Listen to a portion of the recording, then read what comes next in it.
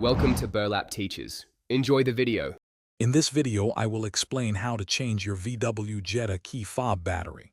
First, gather your materials. You will need a new CR 2032 coin cell battery, which is a common size. Also, grab a small flathead screwdriver. This will help you gently pry open the key fob casing.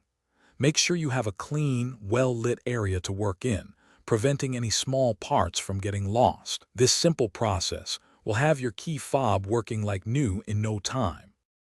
Now, let's open the key fob. Begin by pressing the release button to flip out the physical key. With the key extended, you will see a small slot or indentation near where the key pivots. Carefully insert your small flathead screwdriver into this slot. With a gentle twist, the two halves of the key fob should begin to separate. Take your time and avoid using excessive force to prevent damage. If you're finding this video helpful, please consider hitting that like button and subscribing to the channel for more useful tips. Quick recommendation: just like your key fob needs a fresh battery, you need to stay refreshed too. Stay hydrated anywhere with the amazing Oala water bottle.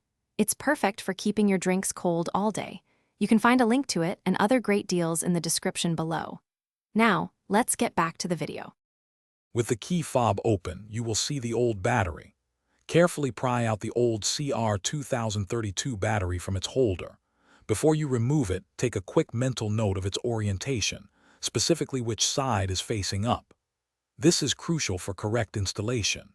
Now, take your new CR 2032 battery and insert it into the compartment, ensuring the positive side, usually marked with a plus sign, is facing upwards. Almost done. Now it's time to reassemble your key fob. Carefully align the two halves of the casing, making sure all the internal components are properly seated. Gently press the halves together until you hear a satisfying click, indicating they are securely fastened. Once reassembled, take a moment to test all the key fob's functions, like locking and unlocking your car, to ensure everything is working perfectly.